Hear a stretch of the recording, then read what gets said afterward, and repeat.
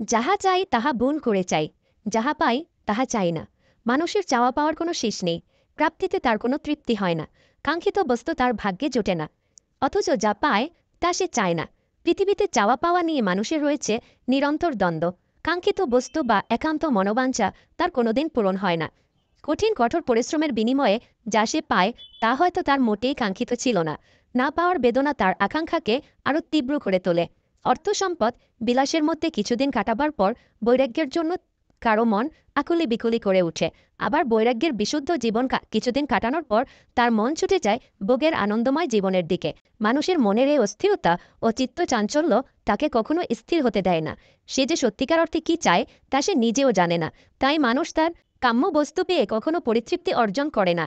এটা মানব মনের চিরন্তন বৈশিষ্ট্য। চাওয়া পাওয়ার দ্বন্দ্ব তাকে সারা জীবন যন্ত্রণা দেয়, ব্যথিত করে, তাকে সুখ দেয় না। মানব হৃদয়ে চাওয়া পাওয়ার দ্বন্দ্ব চিরন্তন। স্বাদ এবং সাধ্য, চাওয়া এবং পাওয়ার যোগফল কখনো মেলে না। প্রাপ্তিতেও তার পরিতৃপ্তি নেই। ভুল চাওয়ার পিছনে সারা জীবন হেঁটে মনে হয় যা পাওয়ার কথা ছিল তা সে পায়নি, যা পেয়েছে তা সে চায়নি।